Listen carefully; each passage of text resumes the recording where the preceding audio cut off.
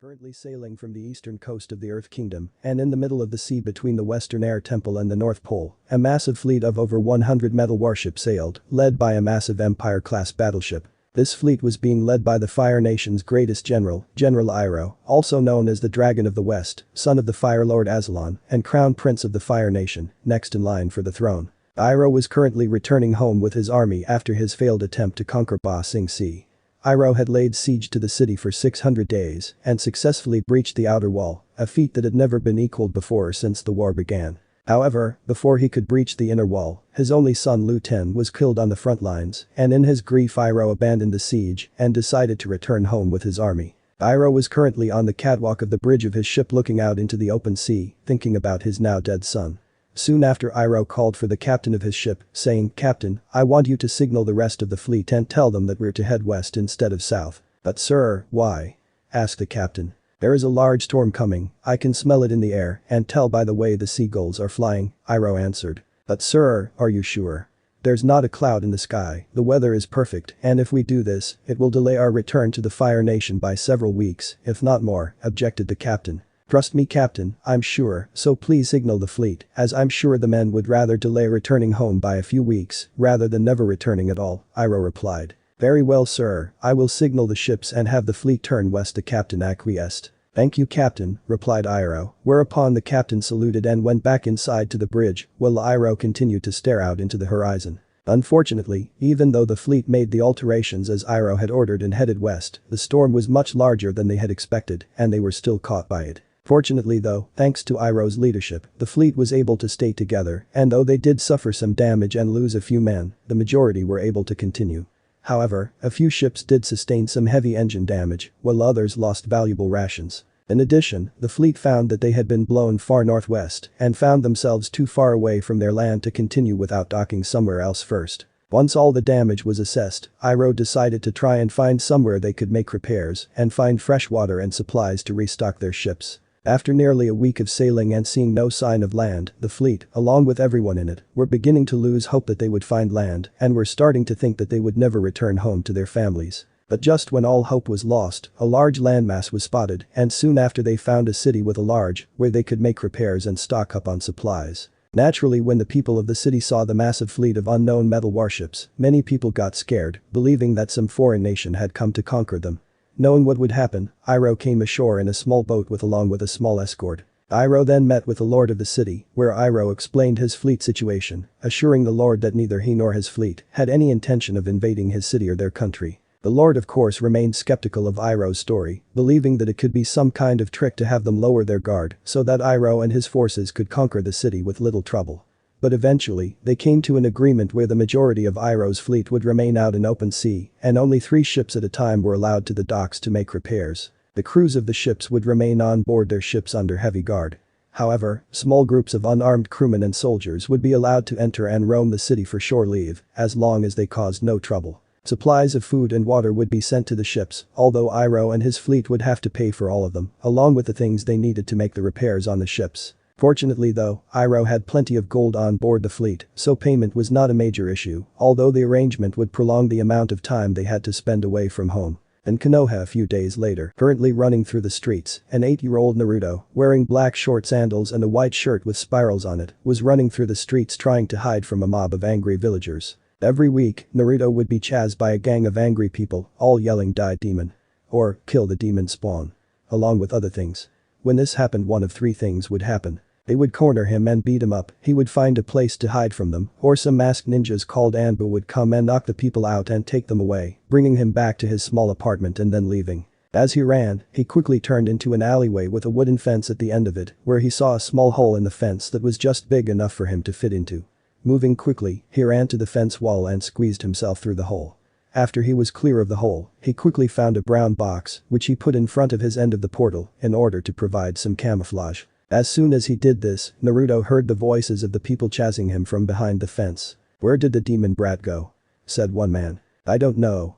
I was sure I saw him turn into this alley," another man said. "Well, he clearly not here, as the only things I can see are some old wooden boxes and they're too small for him to hide in," said a woman. "Well, he couldn't have gotten far, let's find him," yet another man said, after which Naruto heard them running off in a different direction. When the gang of people left, Naruto sighed and fell against the wooden fence. This time, he had escaped another beating, but he could not help but wonder if he would the next time or the time after that.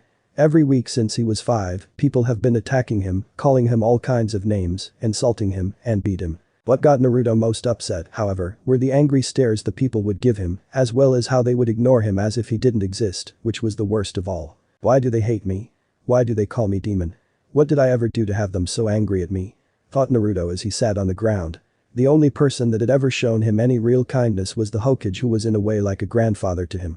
When he asked the Hokage why the people hated him so much, he would always change the subject or not answer at all. The same thing would happen when he asked if he knew anything about his parents. Naruto was even more down today, as he had failed to pass the graduation exam to become a genin. He had hoped that if he could become a shinobi, he could train and become the Hokage, so that people would stop hating him and treat him with respect, as he believed that it was the only way that people would acknowledge him. Now though, he was beginning to wonder if that would ever happen, as even if he became a ninja for the village, would they ever accept him and let him be Hokage, not to mention how many more beatings would he have to go through before they stopped. At this, he began to become more and more upset, as he believed that Konoha would never accept him. It was then that Naruto decided that if he wanted any kind of life for himself, he would have to leave Konoha. He was through with being the village's punching bag, damn it. Quickly going back to his small rundown apartment, Naruto gathered his few belongings and some food and things before he packed them up in his backpack. He then snuck out the village through a small hole in the village wall that he had found by accident when hiding one day. After walking for a while, Naruto decided to have one last look at Konoha from the hillside he was on.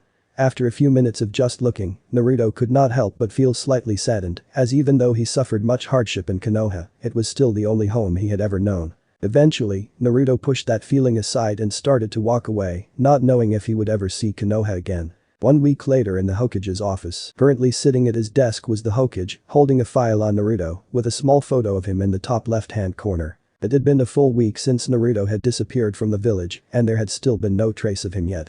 Naruto's disappearance had only been discovered about 2 days after he had left, when the Hokage had decided to check on Naruto through his mystical crystal ball. He could find no trace of him inside or anywhere near the village. Immediately, the Hokage called for every available shinobi he had and had them search for Naruto. Unfortunately, they could not find him, and his apartment looked like it had not been used in several days. Also, there had been heavy rain the following day after Naruto left, thereby erasing any tracks that Naruto may have left for the Inuzuka clan members to track him with. They had no idea where Naruto went and what direction he took. When the council heard this, the civilian members seemed happy and even suggested that they celebrate. Sarutobi, stating that if there was any kind of celebration in the village, then said people would find themselves spending the next 3 months in an underground 8x10 holding cell, quickly put that down. The elders though, were greatly concerned that Naruto may have been somehow taken by one of the other shinobi villages in the hopes of weakening Konoha while strengthening themselves at the same time. Sarutobi quickly stated that Naruto was not kidnapped, as Konoha's barrier team had stated that no intruders had entered the village, leaving the idea that he had simply left the village as the only plausible explanation. This of course made the elders very concerned, since the idea of the Jinchuriki of the Kikbi no Imko roaming outside the village did not sit well with them. Especially since there was a good chance he may be discovered by another village and turned against them. Naruto, my boy, where are you? Sarutobi thought as he looked sadly at the picture in the file of a young smiling Naruto. Soon after, the Hokage laid the file back on the table and looked sadly at the photo of his former successor, the Yondaime Hokage, Naruto's father, on his wall with the other Hokages. First people's blind anger and hatred, Naruto no doubt left due to the people persecuting him so much, something no child should go through. I'm sorry, Minato. I should have done more to protect your son, and because I did not, he has run away from here. You and Kushina must be turning in your graves for what the village has done to him. As the Hokage continued to mope over his failings to protect Naruto better, a sudden puff was heard. Where when the old Hokage looked up, he saw Naruto's father, last remaining student, Hada Kakashi, appear in front of him. When Naruto's disappearance was first reported, Kakashi had been one of the first to volunteer to go looking for him, as he felt responsible for not looking after his sensei's son. He had thought that his assignment in the Anbu Black Ops division would make him a poor role model and caretaker, and had recently resigned, hoping to be able to make things right for the unfortunate child. Kakashi, have you anything to report on Naruto's whereabouts?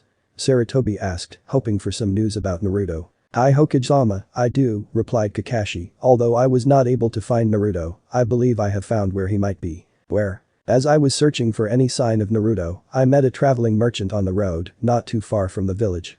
I had asked him if he had seen a blonde hair boy on his way here and then showed him a picture of Naruto. He said he had and told me that a few days ago he remembered seeing Naruto. He remembered Naruto because he noticed that Naruto was alone and thought it strange for a boy his age was traveling by himself. Where was Naruto headed?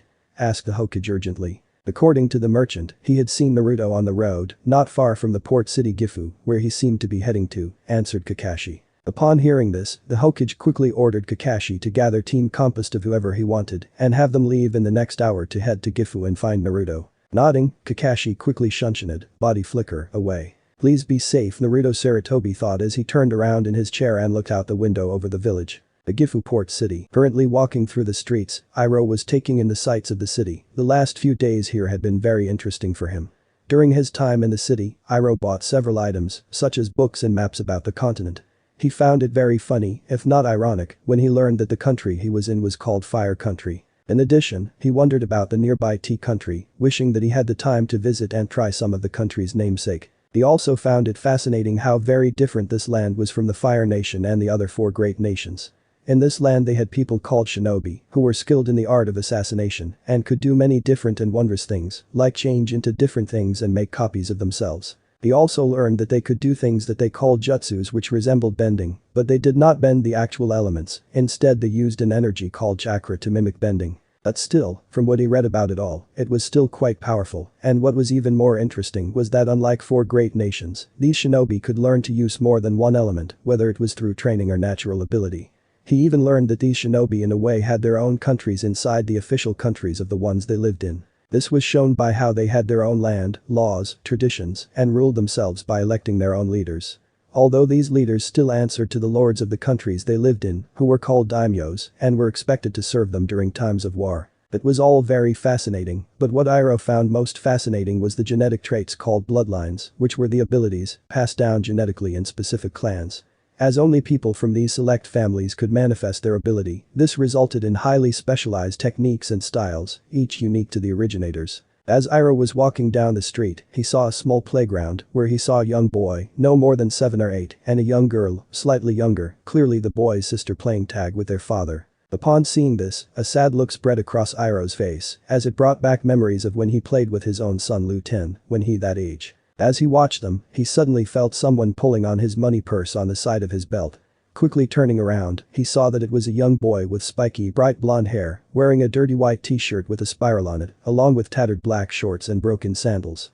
Curiously enough, the child looked like he had whisker marks on his face. Upon seeing that he was caught, the boy started to run down the street, causing Iroh to give chase. But when Naruto left Konoha, he traveled and followed the roads that people would travel to and from Konoha, as he did not know which way to go. For several days he kept follow the roads until he came to the shore and saw the wide open sea. He could not help but be in awe at the vastness of the sea, as this was the first time he had ever seen it. He had followed the signposts that lead him to the port city of Gifu, where he had hoped he could buy some food and maybe find a job to earn some money for a place to stay, and then he could then decide what to do next. But when he got to Gifu, he was attacked by some older kids who took all his money and most of his things, and he couldn't find a place to stay or any place where he could earn some money. This left him with nothing, leaving no choice but to sleep in a rundown abandoned building. After a few more days with no food, Naruto decided that stealing was his only option if he wanted to survive. Using some of the skills he gained from his time in the academy, Naruto was able to steal some fruits and things. He didn't like stealing, but he had no other choice if he wanted to survive. During his time in Gifu, Naruto saw the massive metal ships being repaired in the docks that belonged to the foreigners that arrived recently from a country that was funny enough called the Fire Nation.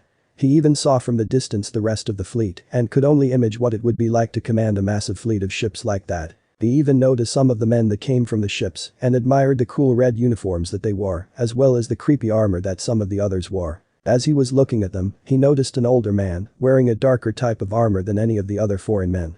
Naruto guessed that he must be some kind of commander.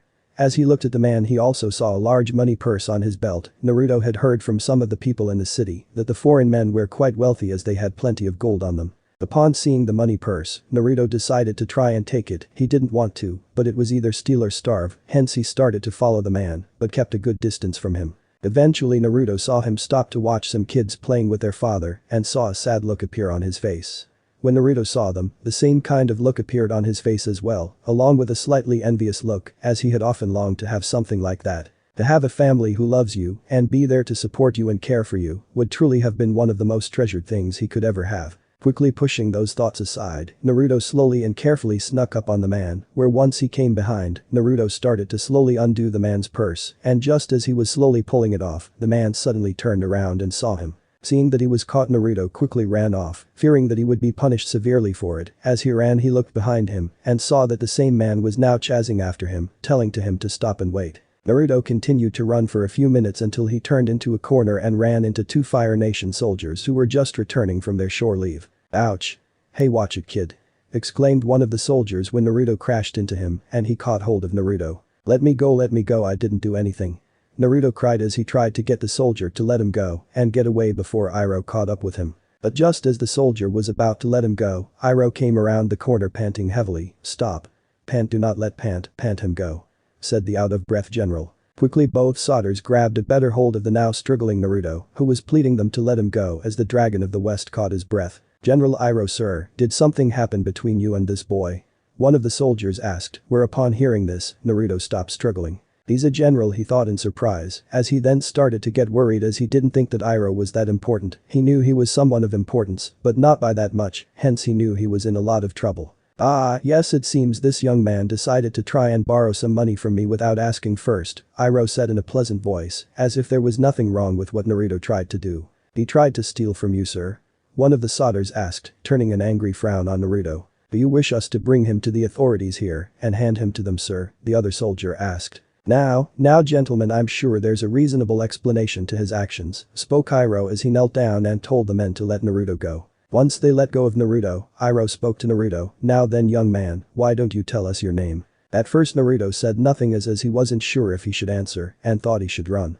But he decided against it as he knew that they would just start chasing him again and no doubt attract the attention of more of the foreign people and they would capture him again.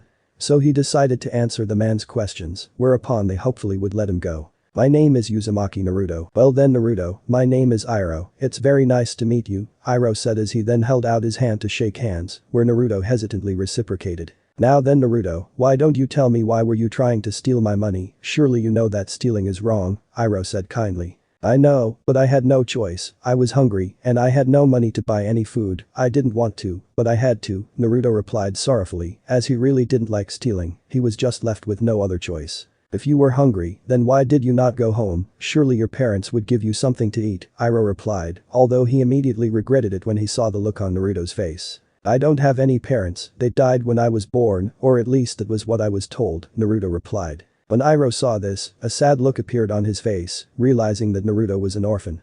Iroh had seen more than his fair share of orphans during the war, many of which he made as his army fought the Earth Kingdom. I'm very sorry to hear that Naruto, but do you not have anyone to care for you or a home to stay? Iroh asked. No, not really, I lived by myself for as long as I can remember in a small old apartment and the only person who really tried to take care of me was the Hokage. Everyone else there hates me and calls me names as well as beat me up, which was why I ran away from there. Upon hearing still and Iroh could not help but pity Naruto and understood why he ran away from that place. Naruto, spoke Iroh, gaining the boy's attention, what would you say about coming to my ship and having lunch there? At this a happy look appeared on Naruto's face at seeing one of the ships up close, really? Where Iroh nodded. Soon after, Iroh led Naruto to the docks, where they went on a small boat that brought them to Iroh's command ship. When Naruto saw the ship, he could not help but be in awe of the ship's size and grandeur. You command this? Asked Naruto in awe. Yes I do, although I must say it's rather hard to clean it, said Iroh with a small chuckle at his little joke, as Naruto just smiled. Soon enough, they boarded the ships, and Iroh asked the men that greeted them to have the cook prepare a meal for him and Naruto, and to have it set on the deck outside, saying that it was a nice day for a meal outside. The men nodded and went off, after which Iroh asked Naruto if he would like a tour of the ship while they waited for their meal to be cooked. Naruto of course eagerly agreed, as he was anxious to see more of the ship. For the next hour and a half, Iroh showed Naruto around the ship, showing him things like the crew quarters, engine room, the bridge, the mess room, and other parts of the ship. Naruto, of course, was ecstatic about seeing the ship and often asked Iroh different questions about the ship, which Iroh was more than happy to answer as he enjoyed Naruto's enthusiasm. Once the tour was done, Iroh and Naruto went to have lunch at the deck, where a medium-sized table was placed and laid with food. Once they sat down, Naruto immediately started to eat hungrily. Seeing this, Iroh could not help but look sadly at Naruto, as it showed that he hadn't eaten a good meal in some time. When Naruto saw Iroh looking at him, he stopped eating and looked both embarrassed and ashamed, thinking that Iroh must be disgusted by his lack of manners. However, Iroh quickly assured Naruto that it was alright and to go ahead and eat and even called one of the men who brought the food to bring more food. As Naruto ate, Iroh could not help but admire the amount that Naruto ate. Soon after, they finished their meals and Iroh then made some tea for the both of them and they then talked on the deck for the next few hours. It took a while, but Iroh was able to get Naruto to talk a bit more about his life in the village he came from so that he could understand Naruto better and know what he went through, as he believed that it was always best to talk such issues and not bottle it up. When Iroh heard what the most of the people of his village had done to him, he could not help but feel a great deal of anger and disgust at the people's treatment of a young and innocent boy. He even felt slightly tempted to have his army disembark from his fleet and march on Konoha and burn it to the ground, as nothing justified the attacking of an innocent young boy. This of course spoke volumes of how angry Iroh was, as he was not a violent man, but quickly enough Iroh pushed such thoughts away, as new violent actions only caused violent reactions, starting a never-ending cycle of hate. Iroh in turn shared some of the things that he had seen and what had happened in the war with his army. He even told Naruto about the loss of his only child and son Lu-ten. The two of them continued to talk for several hours, right up until the sun started to set. Upon seeing that it was going to get dark soon, Naruto thought it best that he go back to the abandoned building he was staying in. "Well, I guess I should go back now, thank you Iroh-san for lunch and for the tea, it was really nice," spoke Naruto. When Iroh heard this, he knew that Naruto didn't have a real place to stay, as he had already guessed that if Naruto had run away and didn't have enough money to buy food or anything, then he most likely didn't have any real place to stay and most likely slept on the street or in some old abandoned building. This was unacceptable to Iroh, and so he decided to do something about it. "Nonsense Naruto, you will stay here with us on this ship," spoke Iroh. "Thanks, Iroh-san, but I'm okay," replied Naruto, as he knew that Iroh was trying to be nice and didn't really want someone pity, even though he would have liked to stay longer on the ship with Iroh on the crew, as they all seemed nice enough. "Please stay Naruto, it's nice to have some youthful energy to brighten up this old gloomy ship," cajoled a smiling Iroh. "Are you sure that it would be okay?" asked Naruto, to which Iroh smiled and nodded. "Okay then, but I need to get some of my stuff," said Naruto, to which Iroh nodded and said he would help get the stuff for Naruto. The following 3 days after Iroh caught Naruto trying to pickpocket him were some of the best times that both Iroh and Naruto had experienced in a long time. During their time together, Iroh and Naruto were always seen talking with one another about things such as food, the different things in Konoha or the Fire Nation, and they even played a few childish games. Naruto especially enjoyed watching the crew along with Iroh sparring with one another and using fire bending, which Naruto was cool.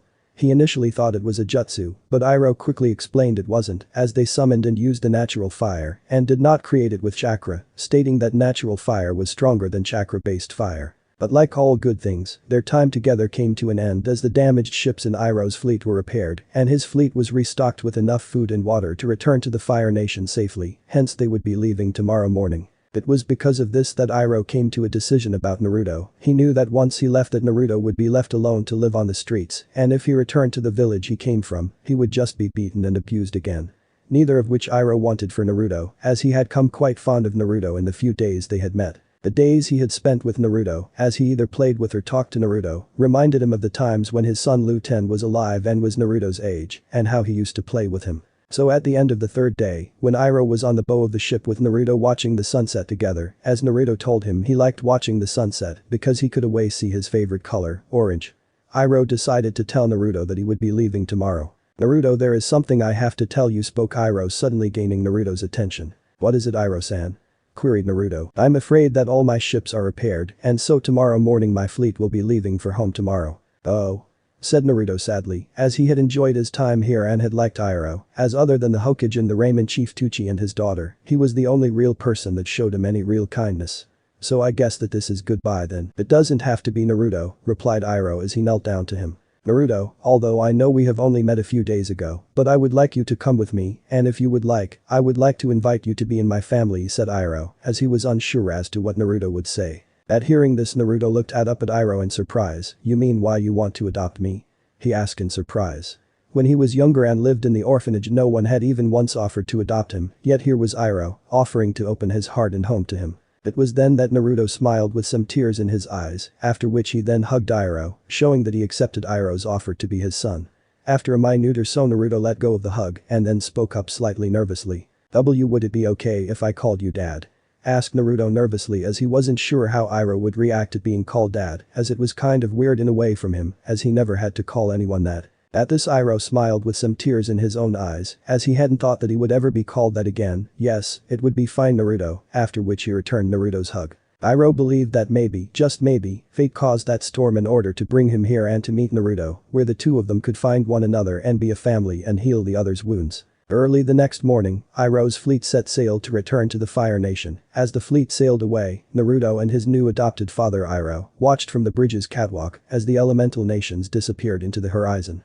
His old life in the elemental continent was over, and his new life in the Fire Nation began today. Later on, in the late morning, Kakashi and the Konoha team he was leading arrived in Gifu to look for Naruto. Pakin sniffed for Naruto's scent and tracked him first to an old abandoned building, where Naruto most likely stayed for a while. After that he tracked Naruto's scent to the docks where it ended. At first, Kakashi and the others thought that Naruto might have snuck aboard a ship sailing to one of the island countries like Yuki no Kuni, Snow Country, Yumi no Kuni, Sea Country, Mizu no Kuni, Water Country, Tsuki no Kunai, Moon Country, or even Nagi Island and Uyuzu Island. But when they asked some people about any ships that may have left in the past few days, they told them about the Fire Nation ships and how they only left a few hours ago. One of the sailors they had talked to had mentioned that he saw a young boy that matched Naruto's description, boarding the biggest ship of the fleet with the commander of the fleet. When Kakashi and the other asked where this Fire Nation was, when Kakashi and the others first heard this, they thought it some kind of joke, but soon found otherwise. No one knew. The only thing that they did know for certain was that it was a country far away from the elemental continent. At this, Kakashi knew that Naruto was gone and out of their reach, as they now had no idea where Naruto was going, and no clues as to even find him. Kakashi looked out to the horizon of the sea with a sad look. "I failed you, sensei. I failed to be there for your son and protect him when he needed someone. I can only hope that wherever he is now he is happier and safer there than he was when he was in Konoha." Then he turned to his team, saying, "We're heading back to Konoha. But what about Uzumaki, shouldn't we try and chase after those ships?" asked Chunin. "What would be the point? We have no clue where they are going or where this Fire Nation is, and even if we did, we don't know if they will give him back." According to the people here, there was over 100 ships in that fleet, each 3 times the size of any ship known here and made entirely of metal. With an entire army on board as well, what chance would we have of getting Naruto away from a force like that by ourselves? Replied Kakashi. At this the Chunin said nothing as he knew Kakashi was right, Naruto was out of their reach. Soon after, Kakashi and his team left Gifu and headed back to Konoha and give Hokage the bad news. Currently sitting in the council room alone, the Hokage waited for the council to show, as roughly an hour ago he had finished listening to Kakashi's report on his search for Naruto. When Kakashi finished his report, Sarutobi knew that Naruto was now out of their reach now and could not help but be dismayed at the turn of events, knowing he had completely failed his successor and his wife. Even Kakashi was depressed at what had happened, where he had chalked it up as another one of his long list of failings, upon which he then went to the memorial stone and try and find forgiveness from his sensei the Yondaime in failing to protect his son. Soon enough the council room filled up with the civilian council members, the clan heads, the Anbu commander and Sarutobi's advisors, the shinobi elders. Once everyone had entered, the Hojo's advisor and former teammate Midokado Himura stood up and spoke up. "Hokage-sama, why have you called this meeting? Do you have any news on the whereabouts of the Kyuubi Jinchuriki?" "Not exactly," replied the old Hokage. "What do you mean by that, Hokage-san?" asked Udatain Kaharu. "Although Kakashi was able to find a solid lead to Naruto and was able to track him to the port city of Gifu, we lost him there," answered Sarutobi. "How?"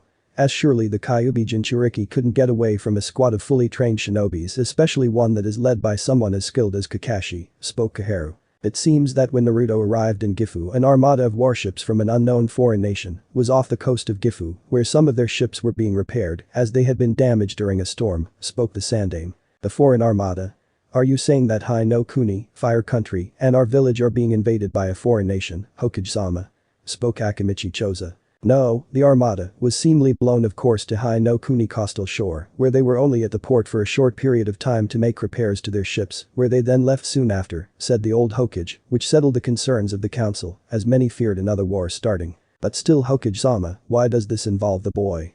spoke Inyazu Kitsune. "It seems that when Naruto was there, when they arrived, where he was then taken aboard the armada by the commander of the armada, a man by the name of Iroh, where Naruto then left with the armada," answered the Sandaime Hokage. As soon as Sarutobi said this, worried looks erupted among the clan heads and the elder shinobis, as this was the worst possible scenario, as the Jinchuriki of the Kyuubi, the strongest of all the Bijus, was now in the hands of a foreign power. "Then good riddance to it," spoke a civilian council member named Chijin. "With that thing gone, Konoha will be that much better off and safer." "Be silent, Chijin, you fool," hissed Kaharu angrily, as she was in no mood to hear the stupid rants of fools that shouldn't be on the council to begin with. Surprised by Kaharu's harshness, Chijin turned to her. "But Kaharu-san, why do you even care? You never shown any concern for it, as with it gone, we no longer have to fear the Kyuubi destroying our village, where it will become that nation's problem. Chijin, you idiot, haven't you fools realized already how vital the Kyuubi's power is to Konoha's strength?" spoke Homura angrily. "What do you mean by that?" asked another civilian council member named Iroha. When the Shodaime Hokage defeated Madara, he was able to gain control of the Kyuubi from Madara, after which the Shodaime Hokage's wife Mito-sama sealed the Kyuubi in herself, making her the first Jinchuriki of the Kyuubi. Upon which the Shodaime Hokage gave the Nanabi no Kabutamushi, seven-tailed horned beetle, to Takagakure, Hidden Waterfall, and the other 7 bijus to the other 4 great shinobi villages, to try and maintain balance between the nations. Without the Kyuubi Jinchuriki, our village's strength will be severely reduced, not to mention the fact that this nation could decide to one day use the Kyuubi's power against us, spoke Kaharu harshly. Even though the civilian council members were shocked at the fact that the Shodaime Hokage's wife was a Jinchuriki, they quickly realized what kind of trouble this put their village. "Then we must find him and bring him back," spoke a third civilian council member named Tanausha. "It's a bit late for that now, as this nation already has Naruto. Besides, if fools like you had listened and respected the Yondaime Hokage's dying wish, his son would never have left the village," cried the old Hokage angrily, as he no longer cared about hiding Naruto's heritage, as there was no point with him gone. Upon hearing this, everyone minus the Hokage's advisors were shocked at this revelation. "Son," spoke Chijin in shock. "Yes, Naruto is the Yondaime Hokage's son," replied Sarutobi. "It's not possible, I refuse to believe that demon is the Yondaime Hokage's son. There's no wa," cried Iroha before he shut up when the Sandaime let loose a powerful burst of killing intent. "Be silent," roared out the old Hokage in a snarl-like voice, as he glared at Iroha, who felt like he had been killed over 100 times by how strong the killing intent was. The other council members along with the Hokage's advisors were of course shocked at the Sandaime acting like this. Even Danzo was surprised, as he hadn't seen his former friend like this in a long time, where it reminded him of what Sarutobi was once like before he became soft in Danzo's eyes. "Naruto is Minato's son and is no more a demon than anyone else here, as he is just as much a human being as Mito-sama and his mother Kushina was, and if anyone here so much as call Naruto a demon or monster again, they will answer to me," spoke the furious old Hokage as he slammed his fist down on the arm of his chair angrily and glared at Iroha. Along with the other civilian members, as he blamed the ignorant fools and others like them in the village for Naruto running away. At this, the civilian council members became very afraid, as they had never seen Sarutobi like this, but soon enough the old Hokage calmed down, although gave the civilian members a warning glare. Once Sarutobi calmed down a bit, Tsume decided to spoke up. "Hokage-sama, if I may, why weren't we informed that Mito-sama and Kushina were also Jinchurikis for the Kyuubi?" As she had been friends with Kushina in their youth, yet had no idea that she was the Jinchuriki for the Kyuubi, as it was commonly believed that Naruto was the first Kyuubi Jinchuriki. The reason was because it was for Mito-sama's and Kushina's safety, for fear of the other villages assassinating either to them to weaken Konoha or to capture them and use them against Konoha. Also, it was to make sure that we would have a hidden ace in the hole in case the village was attacked, where our enemies wouldn't know who held the Kyuubi. Not only that, it was also to allow both of them to have happy normal lives and be accepted by the village, where they wouldn't have to suffer the harshness that other Jinchurikis in other villages went through. But sadly that didn't work for Naruto, as it became common knowledge that Naruto held the Kyuubi in him, and due to the attack, many lives were lost, and people used Naruto as a scapegoat to focus their anger on, replied Sarutobi sadly. "But we know which country has taken Uzumaki," spoke Danzo, hoping to know where to send his rootinins and retrieve Naruto. "The foreign nation called Fire Nation," replied the Sandaime, where he got many strange looks from the other council members, but he assured them that it was the country's name. "Then do we know where this Fire Nation is?" asked Kaharu. "No, as all the people that Kakashi and his team interviewed knew it was a place far off in the Southeast Sea," answered Sarutobi. "Do you think they know about the Kyuubi?" spoke Danzo, as he saw no other reason why the commander of an armada would simply take in a boy off the street unless he had some value. "I don't know, as it is unlikely given how the armada was just passing by, but even still it can't be ruled out," replied Sarutobi. "Then we must send out teams and find this Fire Nation and get him back," spoke Tanausha. "Even if we do find this Fire Nation, how do you expect us to get Naruto back, as chances are this Fire Nation will not give him up, especially if they somehow know that Naruto has the Kyuubi. Since given the description and size of the ships of this nation, the Fire Nation is more advanced militarily and technology, as the vast size of the armada means they also have an equally vast army. where if we were to enter their country without permission, it would cause an international incident and could be seen as an act of war on our part, and by just judging by the armada that was near Gifu alone, it would be a war that we would most likely lose. Especially if the fire daimyo doesn't support us, where he would most likely wouldn't, said Sarutobi. But why wouldn't he? They stole our Jinchuriki, spoke Chijin. At this Sarutobi could only scoff at the fact how Chijin, who was so pleased at Naruto gone mere moments ago, was now insisting that they risk a war to bring him back, when informed that without Naruto they would be in trouble, and with the fact that he was the Yondaime Hokage's son. The fire daimyo would never support us if he found out how Naruto was treated here, which he would if the Fire Nation informed him of it, not to mention Naruto left with them willingly and was not forced to go.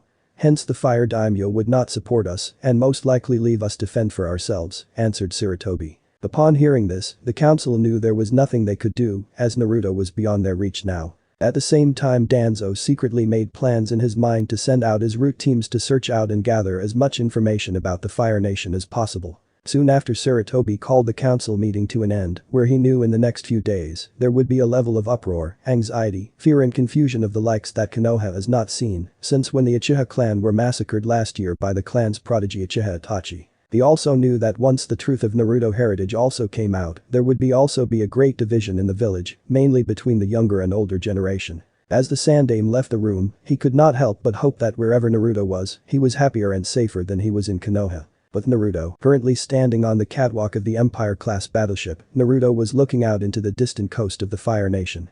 Naruto was kind of nervous and excited at the same time at seeing the Fire Nation and at seeing his new home, as well as meeting his new family. For the past several weeks his new adopted father Iroh had been teaching him as much as he could about the Fire Nation, such as history, culture, traditions and food. Naruto also had to learn to ride again and how to show proper respect to other people, as Iroh had explained him how important it was, since if you disrespect someone, there would be harsh consequences.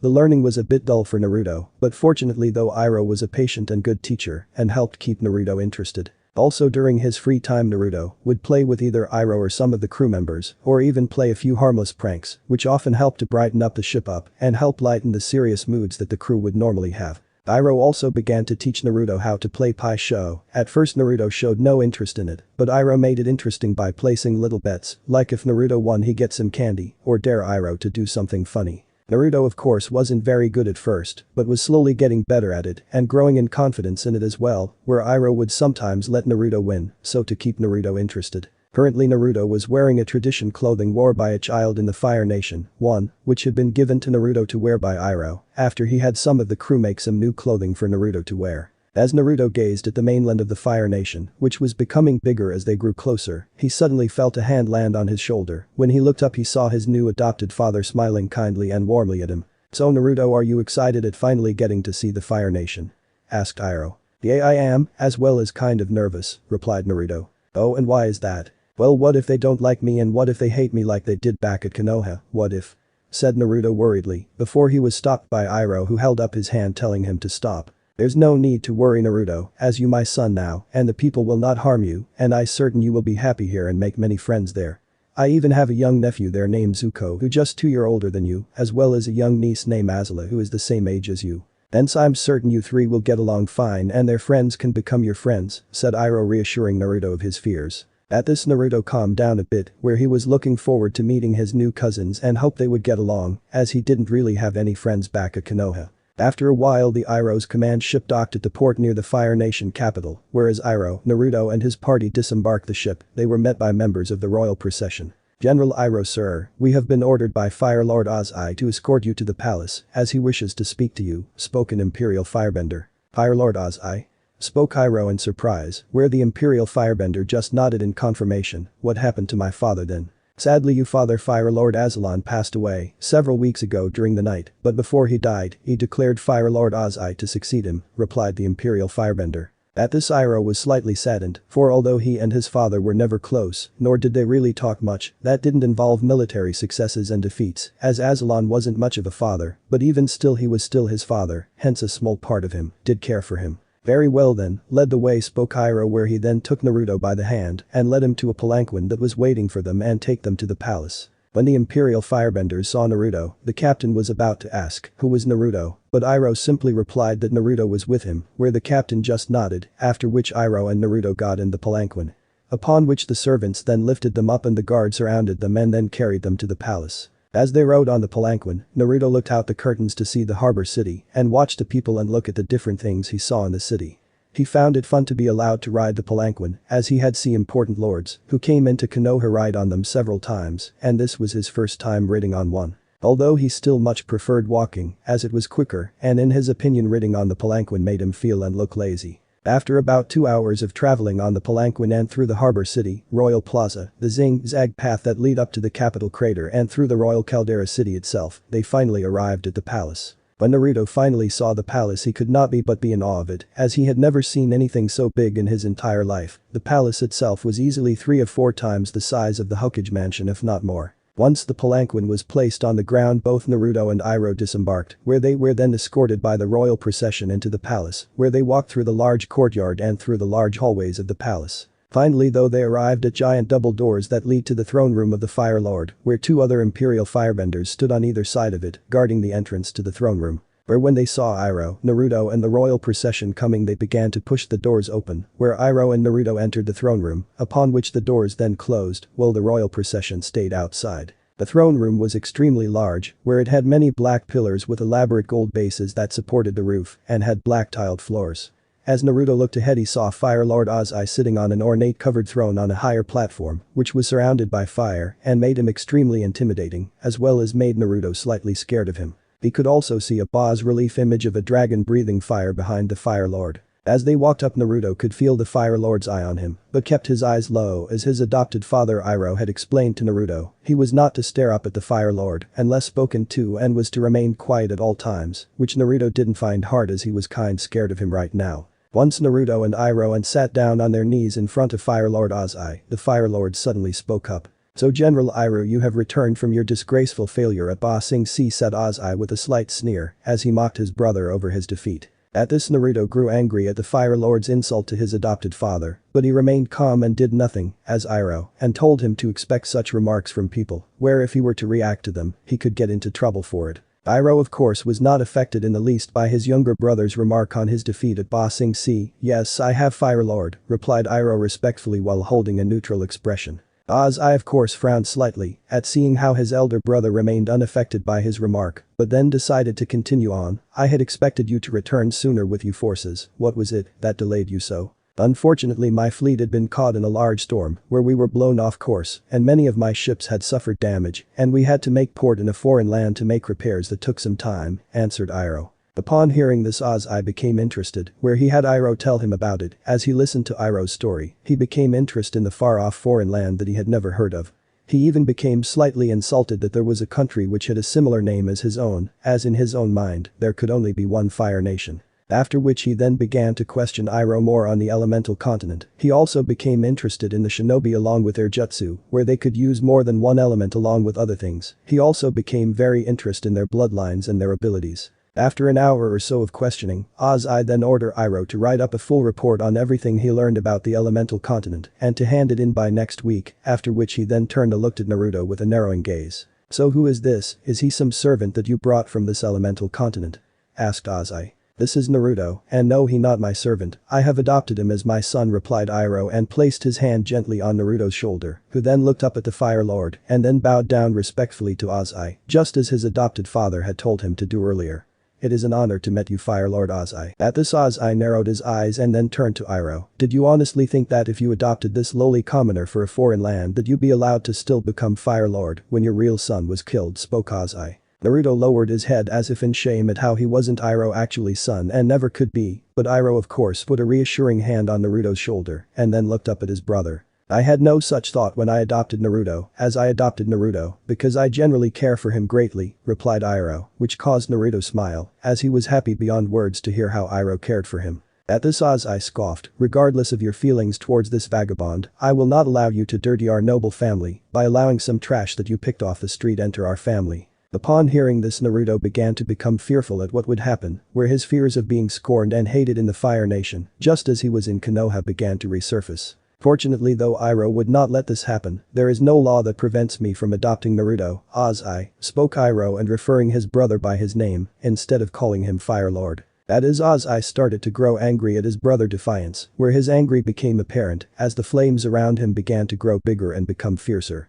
"I'm the Fire Lord and my word is law," spoke Ozai angrily, where Naruto began to become fearful at what would happen next, although held his nerve and didn't move. Iroh then narrowed his eyes and then spoke calmly, "If you allow me to adopt Naruto as a member of our family and as my son, then I will not challenge you for the throne." At this, Ozai stood up in fury, where the flames around him exploded with equally fury. "You would dare challenge me, your Fire Lord and my claim to the throne, along with our father's will," shouted Ozai. At seeing this, Naruto became more afraid at what Ozai would do, but Iroh placed a reassuring hand on Naruto while still staring at Ozai, telling him that everything would be okay.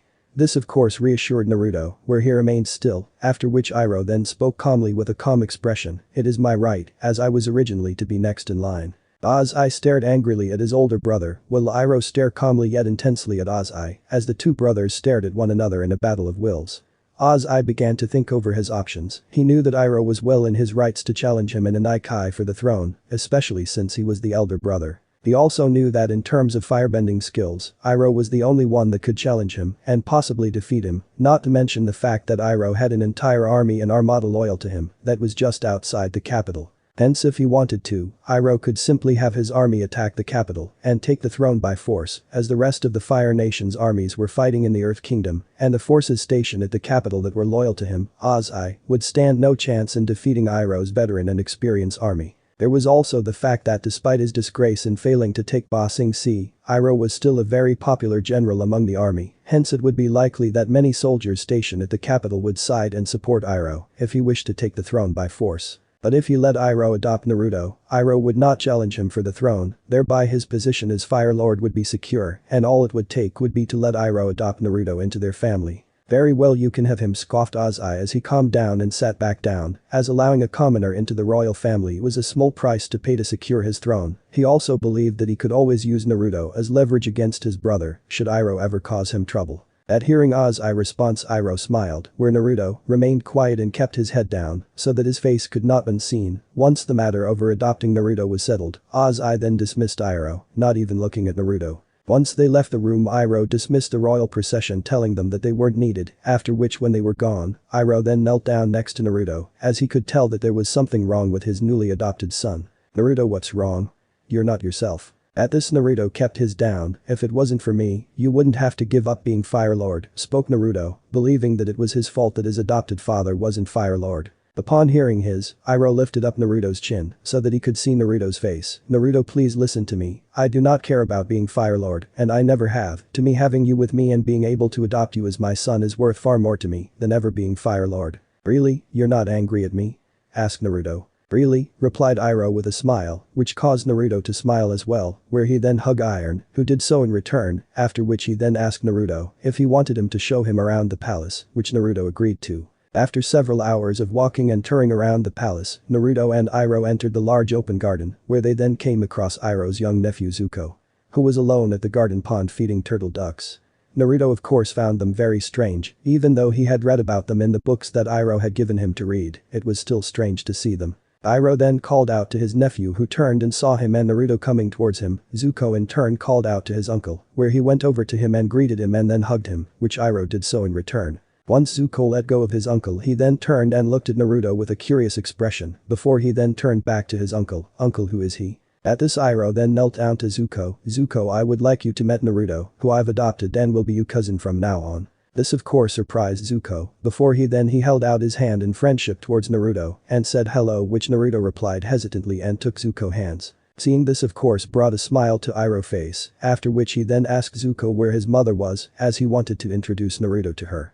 When Iroh asked this, a distraught look appeared on Zuko's face, where he then told Iroh that he didn't know and explained how she disappeared on the same night that Fire Lord Aslan suddenly died. Upon hearing this, Iroh frowned as he knew how much Ursa cared for both Zuko and Azla and would never willingly leave them and would only do so if she was forced to, hence he knew that something was wrong. Since given the facts at what happened, at how she disappeared on the very night that his father passed away and how Ozai was then declared the next Fire Lord without waiting for his return, which Iron found all too coincidental and decided to investigate into the matter later on. For the next hour or so Iroh, Naruto and Zuko talked about Iroh's events in the war, after which Naruto then talked about the elemental continent, or to be more precise Konoha, where he told Zuko at how different yet similar it was from the other four great nations. Naruto in turn also asked the different things about Fire Nation, especially the animals, as he found the animals here funny looking, but interesting as they looked like a cross between two separate animals from where he comes from, like the turtle ducks look like a cross between an ordinary duck and a turtle.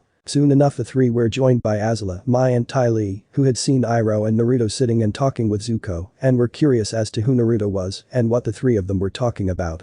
"Welcome back uncle," greeted Azula as Mai and Ty Lee came up to Iroh and the others. "Ah, Azula my girl, it's so good to see you," greeted Iroh, as he turned to his young niece. "Look how much you have grown, you'll certainly become a lovely girl when you get older," commented Iroh. After which he then noticed Mai and Ty Lee. "Ah, and these must also your friends Mai and Ty Lee who have heard about." "Nice to meet you," said Ty Lee. "Hello," replied Mai. "Uncle, who is this?" questioned Azula as she looked at Naruto. "Ah, this is Naruto, who is from a foreign land called the Elemental Continent, which is a land far from here, and I have adopted him, and he will be your new cousin." Funny enough as well, Naruto's home country is called Fire Country, replied Iroh. This of course caused Azula to raise her eyebrow in curiosity, but before she could ask him Ty Lee interrupted her. "That is so cool." Mai herself also found this interesting, as it was clear that Naruto did come from a far-off land. She had never seen anyone with blonde hair before. "Did father approve of this?"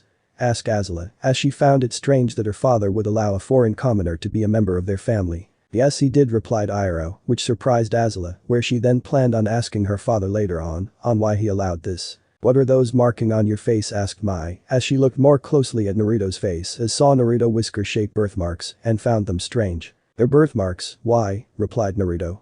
"Oh, they're just funny looking, that's all," replied Mai. "I think they make you look cute," said Ty Lee with smile, which caused Naruto to blush as no one had ever said he looked cute in all his life. For the next few minutes Iroh talked about the elemental continent and how they had several kinds of fighting arts as they did here. But unlike in the four great nations, they could do more than one elements and were created out of chakra. As the shinobis of the elemental continent could not bend the actually elements like benders could, not to mention there was a limit to what they could do, as if they ran out of chakra, they could no longer do jutsu. Upon hearing this Azula raised her eyebrow in interest at this and turned to look at Naruto. "And can you do any of these techniques that uncle mentioned?" "Only the basics, which are taught at the academy," replied Naruto. "I can't do any of the elemental ninjutsus that father said." Azula and Zuko of course found it strange that a boy they had just met and who had no blood ties to their uncle and calling him father, but they got over it, where Zuko then asked what kind of jutsu he could do. Naruto turned to his adopted father, who nodded telling him that he could, after which Naruto then stood up on, where he used a henge transformation and made himself into an exact copy of his adopted father Iroh. When the kids saw Naruto turn into an exact replica of Iroh, they were all slack-jawed as they had never seen anything like this before. "Wow, that is so cool," cried Ty Lee with excitement. Even Azula, Mai and Zuko were surprised and impressed by that henge. After which Naruto then changed back to normal, where Zuko spoke up, "Can you change just into people or can you change into animals as well?" "I can change into a lot of things, like people, animals or objects, although it's tricky to keep up under long periods of time, and I have to constantly release a flow of chakra while mentally maintaining the form," answered Naruto. As he liked the attention he got from Zuko and the others, as most people would ignore him, while only paying attention to him to laugh at him when he screwed up or when they were going to attack him. "What else can you do?" asked Ty Lee excitedly. "Well, I can also do this," replied Naruto, where he used the Kawarimi no Jutsu, body replacement technique, and replaced himself with a stone statue of a dragon nearby. This of course shocked the children, although Iroh remained calm as Naruto had shown him all this earlier on their way to the Fire Nation, and he had read all this on some of the scrolls and books about shinobis that he bought in the elemental continent. When Naruto disappeared and an stone dragon appeared in the spot he was a moment ago, naturally the kids were once again in shock. "Where did he go?" asked a shocked Ty Lee as she and the other looked around for Naruto. "Looking for me?" said Naruto as he appeared from out of the tree trunk as he used Kakurami no Jutsu, cloak of invisibility technique, to blend in with the tree trunk and hide from everyone when they were distracted when he replaced himself with a stone dragon statue. "Wow, that's amazing," cried Ty Lee, where Zuko and Mai nodded in agreement. Even Azula had to admit that it was impressive, as she had never seen anything like those techniques before. "Pretty impressive, but is that all they teach you there?" asked Azula, as she wanted to know as much as possible about Naruto's abilities, along with learn what the people of his land were capable of. "That's all the jutsu I know, although we're also trained in hand-to-hand fighting, along with throwing weapons and how to fight with them in close quarters, as well as in speed and agility," answered Naruto. Upon hearing this, Mai and Ty Lee became interested, while Azula decided to ask something she wanted to know. Is it possible for us to learn the skills that you have? Naruto of course expect a question like this, although he hadn't expected from Azula, as he thought her father, Fire Lord Ozai or some high-ranking general like his adopted father Iroh would ask it. No you can't, replied Naruto, which caused Azula to narrow her eyes and frown. And why not? Asked an annoyed Azula, as she believed that if a commoner like Naruto could do such things that she couldn't do, as she knew that even these basic abilities that Naruto showed would be highly useful in battle, along with gathering information and assassination. It because for some reason only people from my land can use them, replied Naruto. And how can you be so sure of that?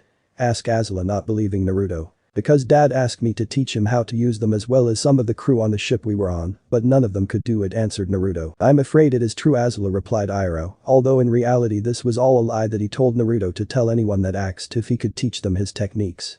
As Iroh suspected that considering how similar the bending arts and the shinobi arts were with one another, it would be possible for other people outside Naruto's homeland to learn it. But Iroh wanted to make sure that his brother and the military officials in the Fire Nation military to believe that it was impossible.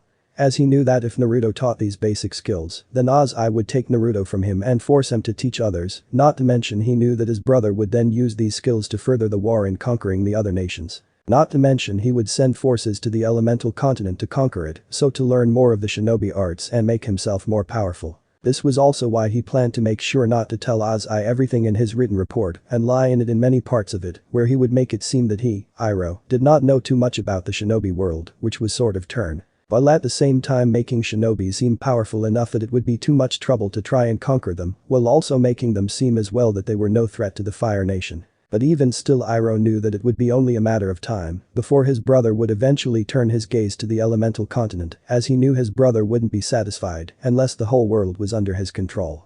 But it would at least buy some time, where at some point something could be done to stop this pointless war and prevent another one from breaking out. After hearing that it was unlikely that she could do any ninjutsu, Azula became annoyed as she didn't like being upstaged by anyone, hence she decided to go off practice her firebending skills. Mai and Ty Lee followed after her, but not before Ty Lee and Mai said goodbye to Iroh, Zuko and Naruto, although when Mai said goodbye to Zuko, she blushed a little, which Iroh noticed and smiled, as he also noticed Zuko blush a little as well when she said goodbye to him. Ah, to be young again, chuckled Iroh, which of course confused Naruto, as he didn't get what his adopted father was talking about, as he had seen Zuko and Mai blush a little when they said goodbye to one another, but didn't understand why. What do you mean by that, Dad?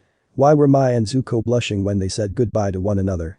Asked Naruto. Ah, you understand later on, Naruto, with you get a little older and met a special young lady yourself, replied Iroh with a knowing smile. Huh?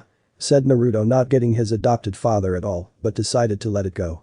After which Iroh suggested that since it was such a nice day that the three of them leave the palace and go out for a walk into the Caldera city to show Naruto more of the Fire Nation, as well as have a nice meal outside the palace. Both boys of course agreed, as Naruto was eager to see more of his new home, the Fire Nation, and more importantly hopefully find a place where they make ramen, if they hopefully had it.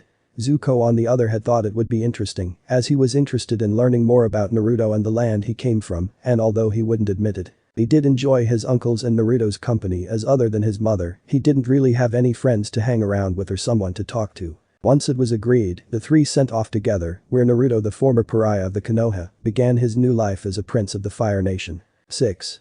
Also as well, whose fucking idea was it to have Shyamalan do The Last Airbender? Come on, the guy doesn't exactly have a great reputation for making films, with the exception of Sixth Sense and perhaps Unbreakable and Signs, but all the other films he's done have been a load of crap. I can think about a dozen or so good decent directors that could have done a far better job than him. Hell, everyone calls the guy one-trick pony, which is short of true, as he hasn't done a good film in ages. God. I can only pray that they wise up and get someone better and do a better job in the next one, although something tells me that my praise would be in vain. Overall, with a few good points, the movie itself was a generally let down, where the movie world yet again ruined another good thing, where they could never live up to or compare to the original. Just like with what they did when they made the Dragon Ball and Harry Potter books and the Arrogant book into movies, with the exception of Lord of the Rings, Narina and Transformers, as they did superb jobs on them. Another thing to note is that flames are not welcome here, as I force no one to read my stories, and if you don't like them, then don't read them. Also please note that all flames will be ignored, or the flamers will be flamed back. Now, as I stated in my previous chapters, I know that my grammar and spelling can be a problem for some people, I sorry. But I doing the best I can with what I got. Currently sleeping in a large silk bed, in a large room in the palace of the royal family of the Fire Nation, was Naruto, where when the early morning sun shone through the open balcony of his bedroom. The rays of the sun hit Naruto's closed eyes, where he then slowly woke up. Once Naruto woke up, he sat up, revealing his crimson royal red bed robes that all members of the royal family wore when going to bed. After waking up he let out a large yaw and then looked out the open balcony doorway and saw the sun rise over the royal caldera city. As he looked out he saw the clear bright morning sky and could tell that it was going to be a beautiful day. After looking out to the city, Naruto heard the large double doors open to his bedroom that were directly in front of his bed, where when he turned to look he saw a young girl entering his bedroom. The girl in question was Naruto's personal servant who had been assigned to Naruto after he was officially adopted by Iroh and was made a member of the royal family. Normally, a member of the royal family would be assigned up to 4 or 5 servants, but Oz stated that, since Naruto was not born of royal status, he would only be assigned 1. This of course did not matter to Naruto, as he didn't really care, as he could have easily have done just as well without a servant. The girl in question was an 18-year-old girl named Min. She was medium height and had a slim figure, with an attractive enough face, and she had dark brown hair that was tied up in a bun, and had light grey eyes, and wore standards clothes of servants of the royal court.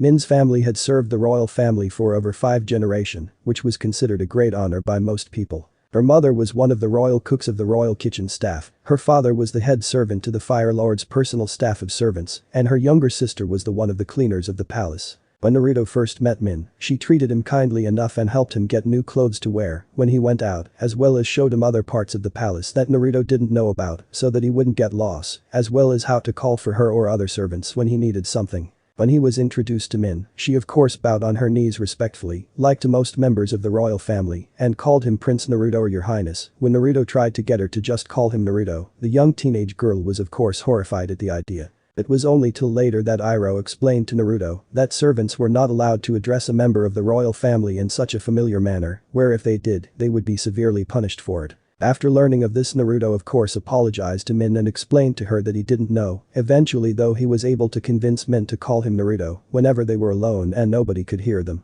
but would refer to him as Prince Naruto or His Highness when in front of others. For the past 6 months since he arrived in the Fire Nation, things had not been entirely easy for Naruto, which wasn't a surprise since he had known that things would not be easy for him. After he was officially adopted as Iroh's son, he was introduced to many of the different noble families who lived in the royal caldera city, and although there were those among the nobles that generally treated Naruto kindly and respectfully, there were many who did not. For although all the nobles he met treated him respects, he soon learned that many of the noble and more traditional families did not like him. Since many of them believed that a foreign commoner did not deserve to be elevated to a prince of the Fire Nation, while others were simply jealous of Naruto becoming a member of the royal family. Naruto also later on learned that some of the other families that were friendly with him were only doing so to try and elevate their status in the social hierarchy of the Fire Nation. Naruto also had a hard time trying to learn all the main events of the Fire Nation's history, as well as all the other traditions that Iroh had yet to teach him, since Iroh knew how easy people could use or mock Naruto due to his lack of knowledge of these things. But as hard as all these things were on Naruto, none were harder than his meetings with his new adopted uncle Fire Lord Ozai, who made it his own personal mission to belittle, insult and mock both Iroh and Naruto whenever he got a chance, especially in front of other people. Although Iroh and Naruto were both able to ignore or laugh away such remarks by Ozai, some of the things that Ozai had said did indeed hurt Naruto, where Iroh would later have to talk to Naruto and assure him that the things that Ozai said were untrue. But despite all these things, there were some good things that happened to Naruto. One such things were that in the Fire Nation, he actually had friends. These friends were his new cousin Zuko, Tylee and Mai. Throughout the 6 months since he arrived, Naruto had often talked or played with one of his new friends. Although most of the time he would hang out with Zuko, since both boys didn't really have any friends before they met one another, while Mai and Tylee usually hung with Azula. Although Zuko and Naruto had several different qualities, where Zuko could be domineering, controlling and strict, a result of being raised as Fire Nation royalty, and disdained the idea of doing things with people that he believed are inferior to him. While Naruto was more passive, easygoing and enjoyed cutting loose and having fun, much like his adopted father in certain ways, and also didn't mind doing menial work for himself or with the servants. Both boys shared many common traits and in some ways history with one another, despite their differences. Both Zuko and Naruto didn't have great childhoods, where Naruto was hated and attacked by his former homeland, while Zuko was treated with disdain and in some ways disgust by his father, since he was not a natural prodigy like his sister Azula, and often made mistakes. Both boys also shared a common thirst to prove themselves and to be acknowledged by others, where when in Konoha, Naruto had wanted to become Hokage so that people would acknowledge him. But after becoming a member of the royal family of the Fire Nation, his thirst for acknowledgement had changed slightly, where although he was acknowledged by others, it was not for the reasons he wanted. Since Naruto knew that most people only acknowledge him because he was adopted by Iroh, which was why he still wanted to be acknowledged by others, as he did not want to be known as the lowly commoner who was lucky enough to be adopted by the famed dragon of the West. Naruto wanted people to acknowledge him for himself and to step out from the great shadow that his adopted father placed over him. Not that Naruto is ashamed or ungrateful to Iroh, he just wants to stand on his own 2 feet and be acknowledged as someone other than Iroh's adopted son. Like Naruto, Zuko also wanted to be acknowledged, but by his father, and win his love and prove himself worthy of him. Naruto and Zuko also both shared a strong determination to prove themselves, which they used to struggle past their own personal troubles and to never give up on to reach their own individual goals. The two boys even shared a strong belief in refusing to view people as expendable or worthless, and that it was the duty of the royal family that to protect and serve the people of their nation. Both boys even supported one another, where whenever Zuko was ignored by his father for Azula or made a mistake that angered his Azai, Naruto would cheer Zuko up with some jokes or give him a pep talk. In return, Zuko would stand up for Naruto whenever someone made a snide remark about him or encourage Naruto whenever he trained to try and use firebending, since despite his great efforts in the past few months, Naruto had shown no talent in being able to use firebending. Naruto also has good relationships with Ty Lee and Mai, where Naruto and Ty Lee found they had a lot in common with one another, where Ty Lee was goofy and liked to have fun, much like Naruto. Both often even used their own natural agility and acrobatically skills to have races or competition with one another, where they jumped and ran through the large gardens of the palace and the trees in them, as well as onto the rooftops of the palaces. The two of them even trained to improve their hand-to-hand fighting styles, where both improved greatly from training with one another, where Naruto could even hold his own for a while against Ty Lee. Mai on the other hand was a little difficult to befriend, as she was emotional distance from most people and would often be found alone and stay silent. Naruto of course tried to make friends with Mai, but each time was turned away by her. It was only until he came across her by accident throwing some small knives at a wall that he was able to make some progress at becoming friends with her. When he came across her and saw her throwing her knives at the wall, Naruto made another attempt to talk to her. At first Mai ignored him, but Naruto was persistent and then challenged her to a knife-throwing contest. Naturally at being challenged at it, Mai became interested, where the two of them in a contest to find out who was the better shot. Naturally of course Mai won. But Naruto achieved his goal, where Mai offered to give him some pointers in throwing and offered to give him a rematch if he was interested. Naruto of course accepted, where the two of them would practice their throwing skills 4 times a week together, where both of them greatly improved their aiming and throwing skills and had fun doing it. But even becoming friends with Zuko, Mai and Ty Lee, Naruto did not get on well his other cousin Azula. Naturally Naruto tried to become friends with Azula, and at first it seemed they were becoming friends. That was until Naruto accidentally overheard Azula talking with Ty Lee and Mai at how she didn't even like him and how she planned to use his skills to do things she wanted. When Naruto learned this, he naturally angry and upset by what Azula said. Hence after learning this Naruto decided to unleash his anger at Azula with a series of pranks. These pranks involved things like filling balloons with water and dropping them from the roof down at Azula when she was walking outside. Others also involved where Naruto put red dye in her bubble bath so that when she stepped out her bath and looked at herself in the mirror she saw her skin turn completely red. Another prank was where Naruto found some mayapple plants on one of his walks with his adopted father outside the capital and took some.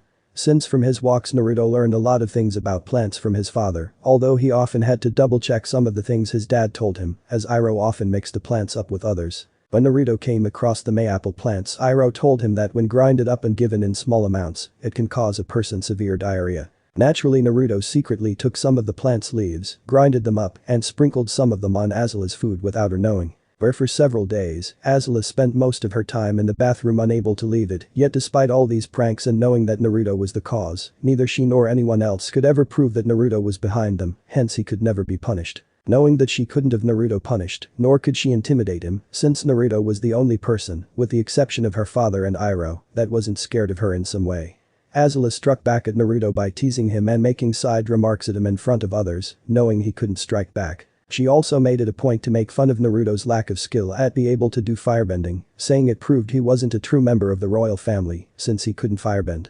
She even made sure to show her own skill in firebending in front of Naruto in the hope of showing how inferior he was to her. She also even made sure to limit Naruto's time with Mai and Ty Lee, where the girls could only spend a limited time with Naruto and in secret. This of course hurt Naruto, since he knew what Azula was doing, as he knew that both Ty Lee and Mai were only friends with Azula because they were afraid of her and what she might do to them, although Ty Lee may general believed that Azula was her friend. But even despite all this bad things, Naruto found his life in the Fire Nation much better than his life in Konoha, especially when he was with his adopted father Iroh, who he was already forming a close bond with.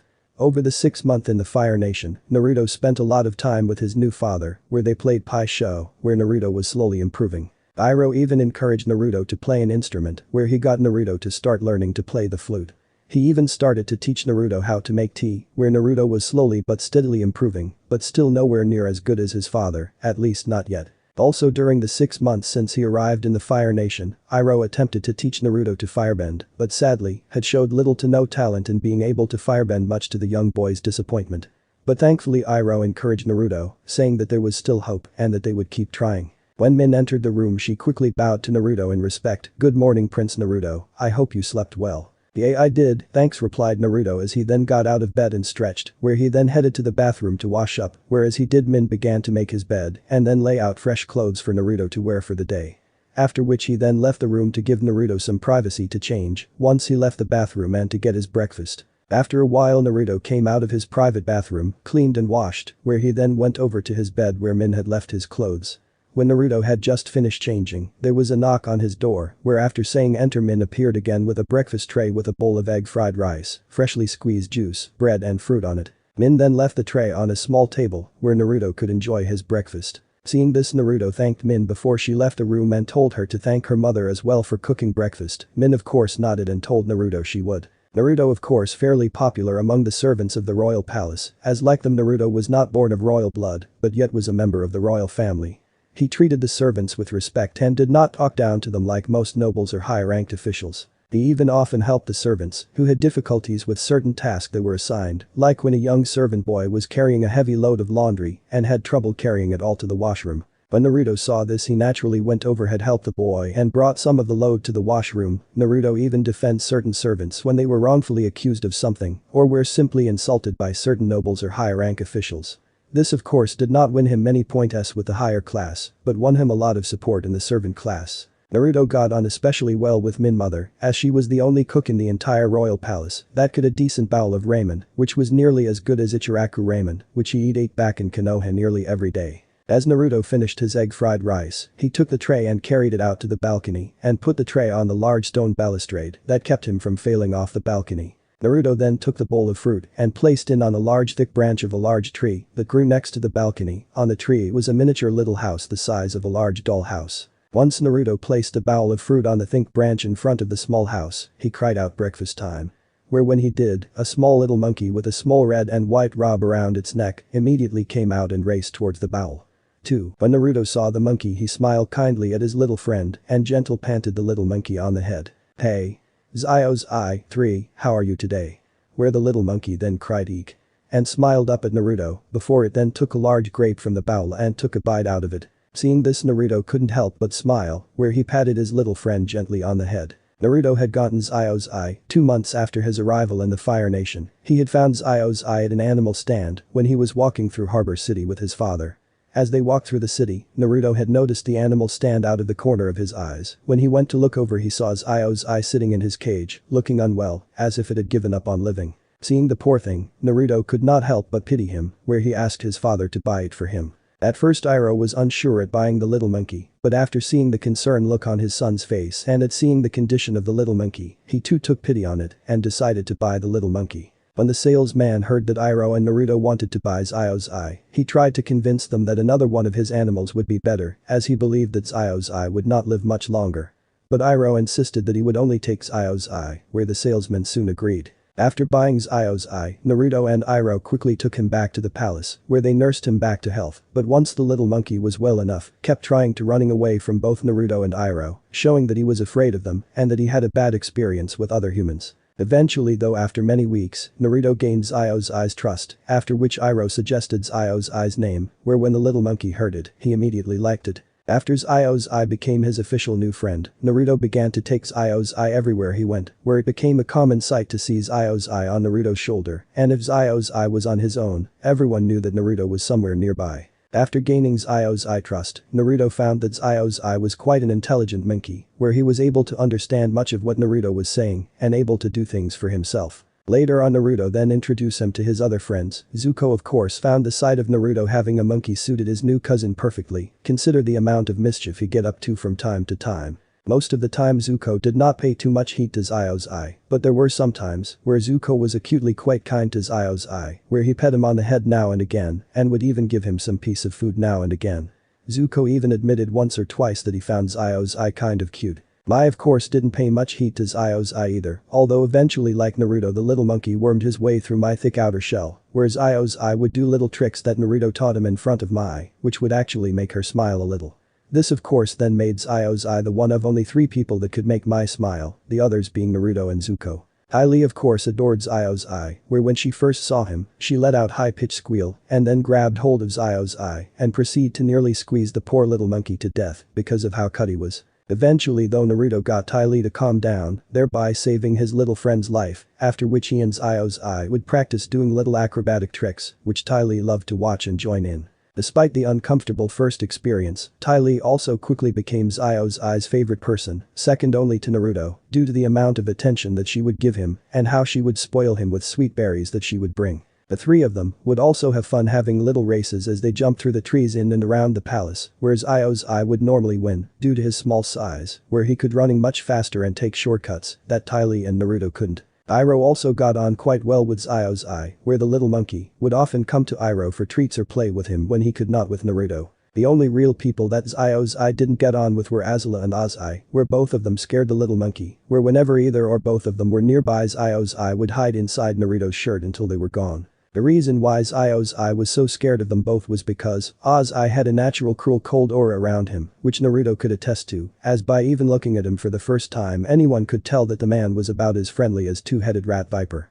Azula on the other hand called Zio's eye an overgrown rat, where she tried to use him as target practice for her firebending. Thankfully though Naruto was able to save Zio's eye when she tried to do this, and Zio's eye got his own back on Azula, where he snuck into her room and sprinkled inching powder on the inside of her clothes, where Azul spent most of the morning scratching herself until she finally changed her clothes and washed herself. But even after this the poor little monkey was still very much afraid of Azula, especially when she looked directly at him. Once both Naruto and Zio's eye had finished their breakfast, Min knocked on the door again and entered the room to collect Naruto dishes, after which she then told Naruto that she had a message from his father saying that he would meet Naruto in the courtyards. Upon which they would then head for their private training ground in the forest outside the capital, where they trained on Naruto firebending skills. Naruto of course nodded in understanding and thanked Min before she left with the dishes, after which Naruto then called Zio's eye over towards him, who quickly jumped of his branch and ran to his master and climbed up onto his shoulder and sat on it. When Naruto left his room he was soon joined by 2 imperial firebenders, who were his personal bodyguards when he planned to leave the capital. Normal when a member of the royal family left the palace or the capital, they would have a dozen or so imperial firebenders.